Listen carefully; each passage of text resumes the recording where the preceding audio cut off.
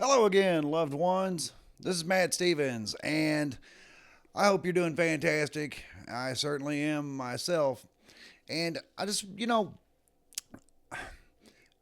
mentioned a lot about about simulation theory, and then I tend to go into resets, and I'm very particularly interested in resets, and I believe that if there's evidence of simulation theory, if there's evidence of anything like that, then there must be, and there is, evidence of resets.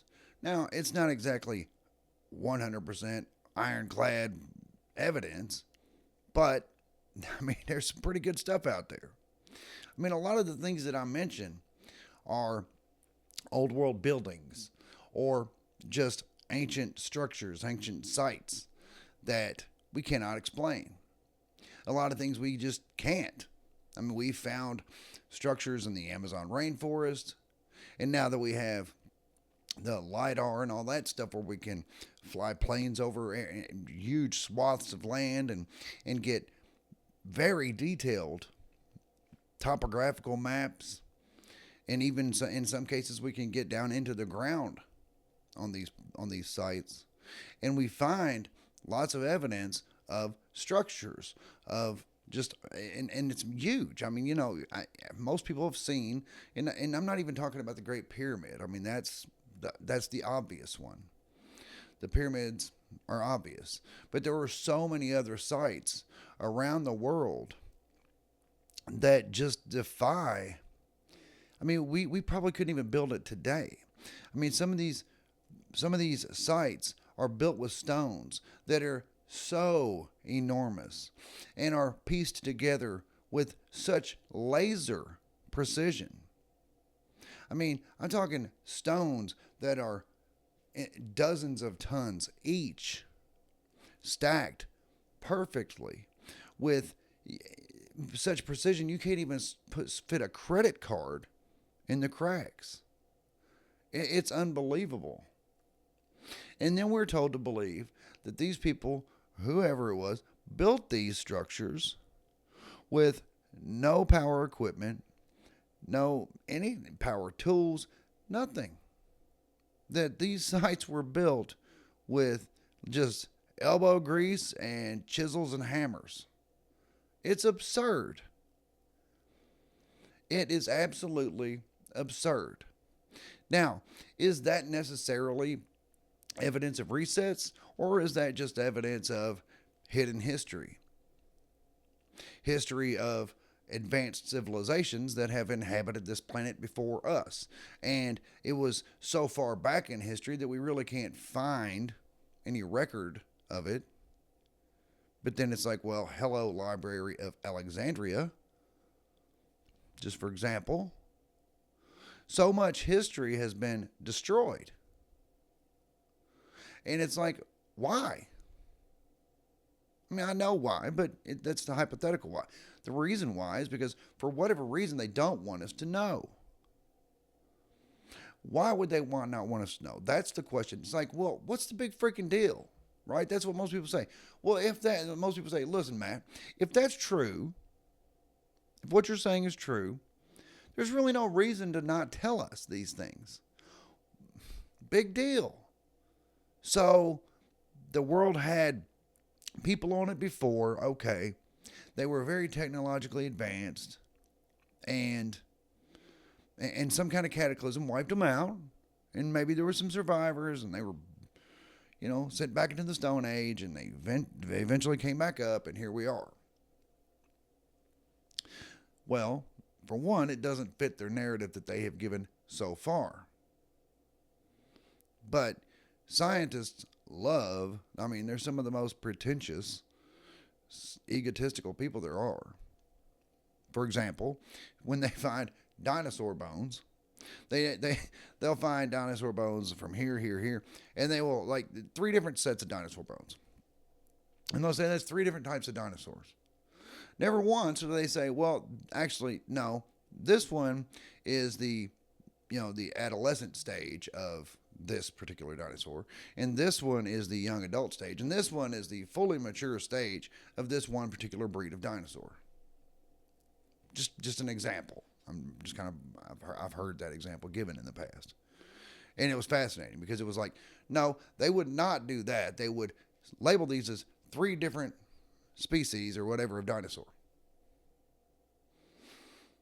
Just an example, because scientists love to name a new finding after themselves. So instead of saying, well, this is the adolescent version of that, of a triceratops, whatever. No, they're going to say, yeah, this is a new breed we found, and I'm naming it the Matt Stevensosaurus. Right? I mean, that's kind of the people we're dealing with. Plus, they've already given us their version of history. They're not going to go back and be like, well, maybe we were wrong. But it gets a little deeper and darker than that, dear loved one. Because there is a lot of evidence that they had a very good understanding of, for example, vibration.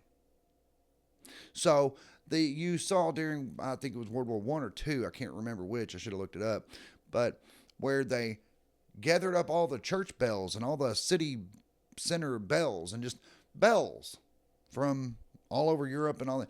I mean, they had entire, like, just, it was insane how many bells were confiscated to be melted down to make weaponry for the war effort. But there's a little more to the story. Also, these bells, when rang, would cause a vibration in the air in the city through the airwaves. These vibrations would be maybe healing frequencies, just for example. Or maybe they would be frequencies to, whatever the case may be. But the theory goes, and I do believe there's a lot of truth to it, is that these bells could be rang and it would cause healing effects for the people in the vicinity, or maybe cause them to, I don't know, let's say it's at a church or a school, cause them to, their brain to function better so they maybe focus or learn better. You get my point. So that's technology that has been taken from us, if that theory is true, and I do believe there's some truth to that. Another one is that, and I'm not going to really get all into the Tartaria thing because, one, I do find it interesting, very interesting, but two, I don't know if it's true, but Tartaria is supposedly a civilization that existed not terribly long ago, and that it was very technologically advanced. They had airships, they had free energy. And it's said, and I'm thinking that is something worth looking into, and I am. And I intend to bring it to you. But it's said that all these found buildings, founded in 1850, I've even heard that founded in 1850 also can be translated to found dead in 1850. In other words, they found the building and the lower floors sunk beneath mud because of the mud flood theories. It is rather odd that the lower levels are under the mud, but they have windows. It's not like a basement, what it is now, but they have windows.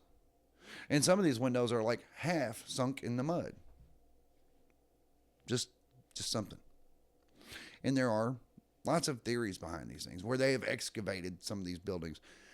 There are photos, and whenever I start doing the live streaming and I'm able to share a lot of more stuff on the screen, I will show you these. But it's where they have, for example, in Iowa, where they have, and in Washington State, Seattle to be specific, I believe, where they found these buildings and they had to dig them out of the dirt. which is evidence of reset. Now, here's another kind of thing that with the free energy and the airships. I didn't forget I said that.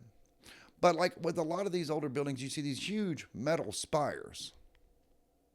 I don't know if they're brass. I believe they're brass, copper in a lot of cases. But it is said that was a way of harvesting free energy from the ether. And free energy devices and all that is becoming a very, well, as far as the underground, esoteric, metaphysical communities are concerned, it's becoming very, it's a hot topic, especially with all this UFO disclosure type stuff from the government. People's like, okay, well, where's all the free energy, right?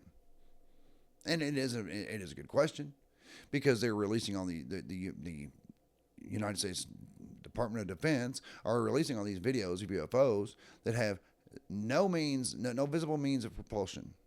They have nothing. They have no means. There's no exhaust. There's no thrust.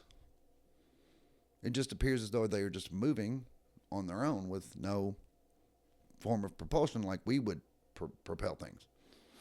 Like our jet airplanes blow a stream of jet out the back and propels the plane forward very rapidly.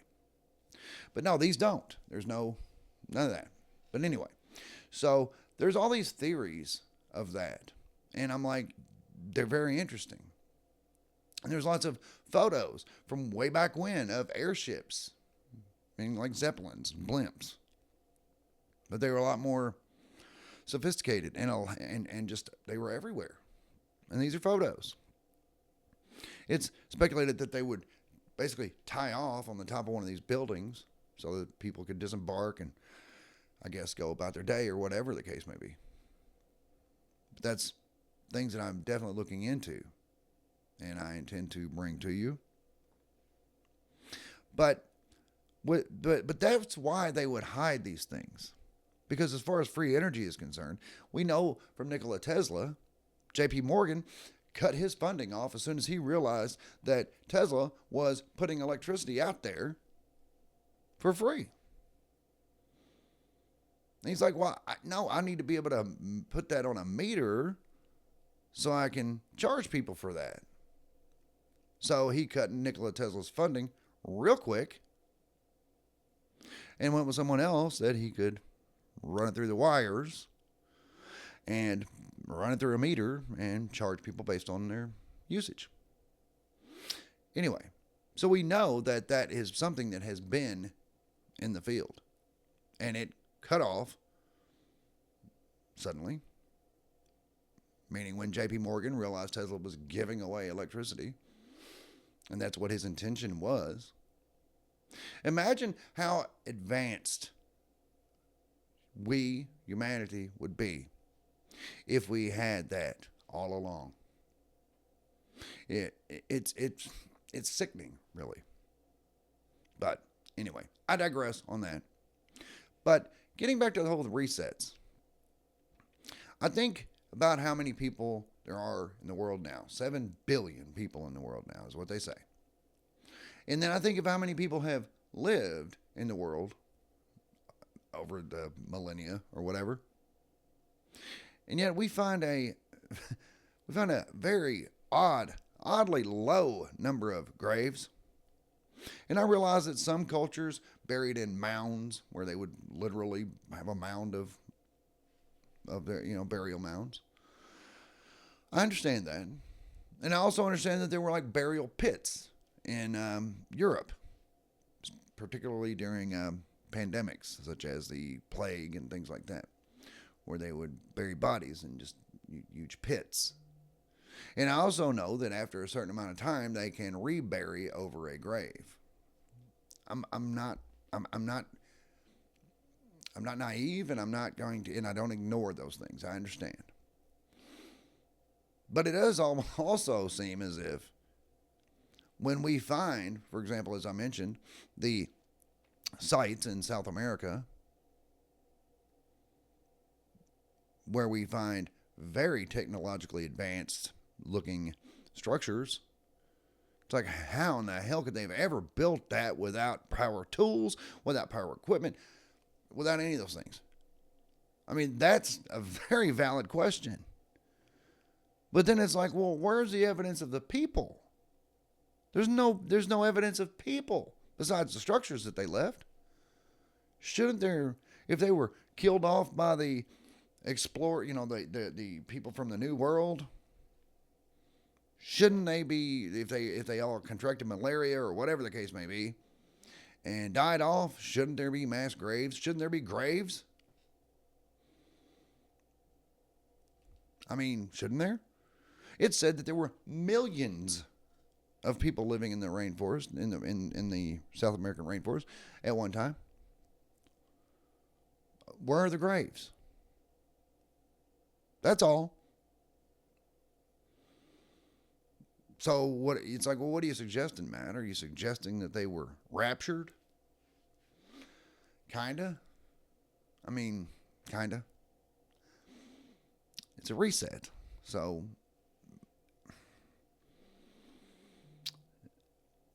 in a reset, there's going to be, even if you reset a computer, if you reset the hard drive on your computer, there's going to be evidence left behind that computer had been used before.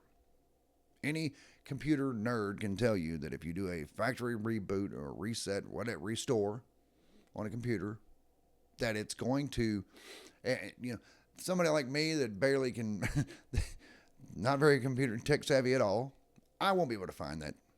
But somebody who does know what they're doing, we'll call them a tech archaeologist, knows where to look, how to look, they'll find that evidence. Now let's go to an Earth server archaeologist, and they know where to look to find evidence of the previous runs on the server. But, so that's what I am getting into. Evidence of resets. Also, just evidence of simulation. For example, I'm very much getting into Robert Seifer. Controversial as he may be, he's got some very good, very, very well researched content on his YouTube. Plus, he's got some some books. I have not read his books. That is definitely on my very short list of to do. So there's that, and then there's also Charles Fort. Right there, Book of the Damned. He wrote 4 books, and he is said to be the original, what's the word? Supernatural, paranormal reporter, investigator. But he reported on a lot of very anomalous things that have happened around the world. Things that science just don't want to touch on. It's just too weird. But it was reported, widely reported. For example, frogs raining from the sky. Yes, frogs raining from the sky. Now, most people will pass that off. Well, obviously that was a tornado or a cyclone or a water spout, something, sucking all the water and wildlife out of a pond or a lake somewhere, and then depositing it many, many miles away, maybe even where there's no evidence of storms. It's like, that sounds great, except it was one breed of frog. Not a bunch of fish, not even tadpoles. Just a bunch of frogs all around about the same age, same breed. And that's it. Not fish, not cattails, not anything. Just a bunch of frogs raining from the sky. That's insane. I almost don't even want to mention it here because I realize how crazy it may sound. But these are things that have been reported in history. Now, could that happen in what we would call the materialistic natural world, the solid world that the atheistic materialist types would want us to believe? Could that happen? Just like with a Mandela effect. Could that happen? No. couldn't happen? I mean, can a water spout suck up all the water out of a lake and send it flying for miles? Yes, that can happen. But one breed of just one specific breed of frog? No tadpoles, no nothing, just all of them like about the same age? I don't even want to sit here and say these things because I realize that some people may say, that dude sounds freaking nuts. I don't know, maybe I am. It's fine. But this isn't things I'm just making up. These are things that are reported. To me, that tells me that it's either a creator just messing with us, or, I mean, I don't know.